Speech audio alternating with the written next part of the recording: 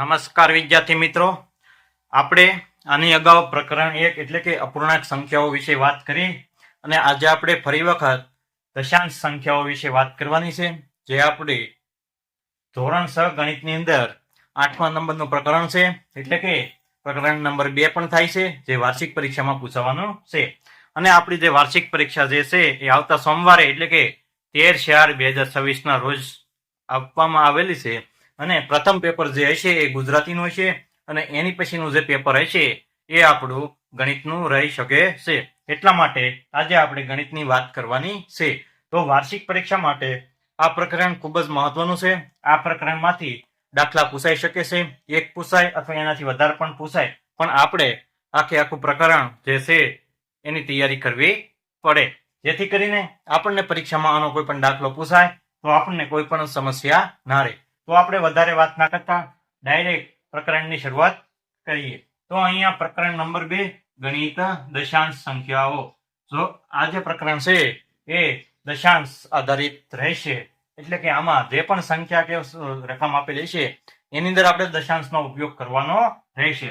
હવે આપણે ડાયરેક્ટ દાખલાની વાત કરીએ કે દાખલા નંબર 1 કે દશાંશનો ઉપયોગ કરી રૂપિયા સ્વરૂપે દર્શાવો. અહીંયા આપણને જે છે પૈસા આપેલા છે, પણ આપણે દશાંશનો ઉપયોગ કરીને રૂપિયા સ્વરૂપે દર્શાવવાના છે.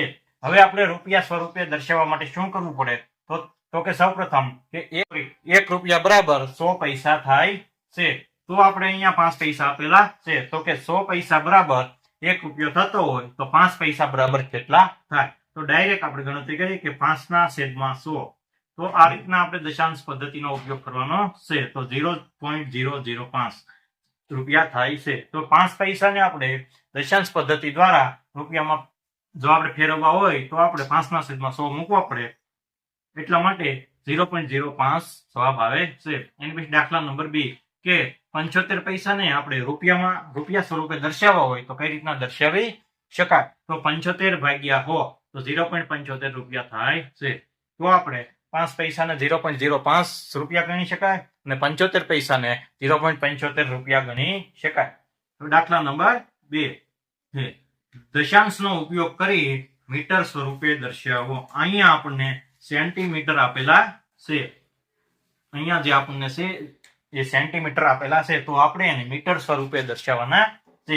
અહીંયા જે પણ આપણને મીટર આપેલું છે એને આપણે ધ્યાને લેવાનું થતું નથી. અહીંયા મીટર આપે, લીટર આપે કે કોઈ પણ વસ્તુ આપે તો એ આપણે ધ્યાને લેવાનું નથી. અહીંયા જે આપણે રકમ પકડવાની છે કે મીટર સ્વરૂપે દર્શાવો. અહીંયા આપણે મીટર છે તો આપણે મીટર સ્વરૂપે દર્શાવવાનું છે. અહીંયા ભલે મીટર આપેલું છે પણ અંતે તો સેમી આપેલું છે, તો અંતનો શબ્દ જે છે પકડવાનો છે. તો આપણે 15 સેમીને મીટર સ્વરૂપે દર્શાવવા હોય તો 15/10 કરીએ તો 0.15 મીટર થાય છે. 15 સેમીને આપણે મીટર સ્વરૂપે દર્શાવવા માટે છેદમાં 10 રાખવા પડે, તો 15/10 તો 0.15 સેન્ટીમીટર. દાખલા નંબર 2 કે 2 મીટર 45 સેમીને મીટર સ્વરૂપે કઈ રીતના દર્શાવી શકાય? તો 2 મીટર 45 સેમીના છેદમાં 10 મૂકવા પડે તો 2.45 મીટર થાય છે. તો જો આને આપણે મીટર સ્વરૂપે દર્શાવીએ તો 2.45 મીટર થાય છે. એની પછી દાખલા નંબર 3 કે દશાંશનો ઉપયોગ કરી કિમી સ્વરૂપે દર્શાવો. અહીંયા આપણે કિલોમીટર આપેલું છે, તો અહીંયા આપણે દાખલા નંબર 1 કે 8 મીટર બરાબર કેટલા અને 8888 મીટર બરાબર કેટલા કિલોમીટર થાય એ દર્શાવવાનું છે. તો આપણે 1 કિમી બરાબર 1000 મીટર થાય છે. તો એટલા માટે આપણે કિમીમાં ફેરવવા માટે 1000 ને છેદમાં રાખવા પડે. તો સૌપ્રથમ 8 મીટર ને એના છેદમાં 1000 મીટર. તો 8/1000 કરીએ તો આપણને 0.008 મીટર 0.008 કિલોમીટર જવાબ મળે છે. દાખલા નંબર 2 કે 8888 મીટરને કિલોમીટર સ્વરૂપે દર્શાવવો હોય તો 8888 અને એના છેદમાં 1000 મૂકીએ તો આપણને 8.888 મીટર જે છે જવાબ મળે છે. 8888 ને કિલોમીટર સ્વરૂપે દર્શાવવો હોય તો 8888 ના છેદમાં 1000 મૂકીએ તો આપણને 8.888 કિલોમીટર મળે છે. એની પછી દાખલા નંબર 4 દશાંશનો ઉપયોગ કરી કિગ્રા સ્વરૂપે દર્શાવો. અહીંયા આપણને કિમી આપેલું હતું અને અહીંયા આપણને કિગ્રા એટલે કે કિલોગ્રામ સ્વરૂપે દર્શાવવાનું છે. તો અહીંયા 3750 ગ્રામ આપેલું છે અને અહીંયા 24 કિગ્રા અને 50 ગ્રામ આપેલું છે. તો 1 કિગ્રા બરાબર 1000 ગ્રામ થાય છે.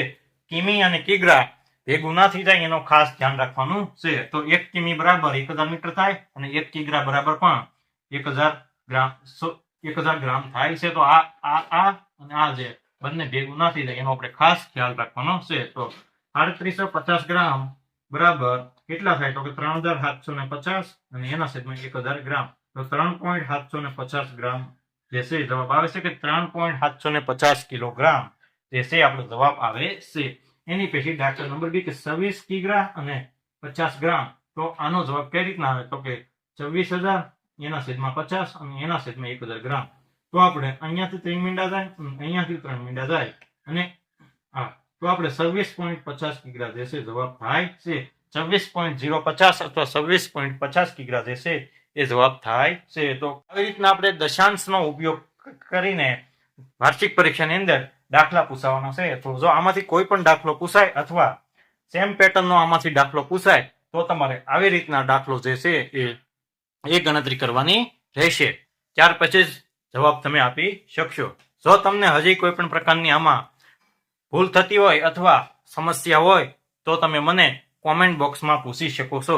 હું તમને જવાબ આપવાનો 100% પ્રયત્ન કરીશ. તો જો તમે અમારી ચેનલ પર નવા હો તો અમારી ચેનલને સબસ્ક્રાઇબ કરવાનું ભૂલશો નહીં. અને આપણી વાર્ષિક પરીક્ષા જે છે આવી રહી છે તો હરેક વિદ્યાર્થી સુધી મારો આ વિડીયો પહોંચે તેવી આશા રાખું છું. તો ધન્યવાદ.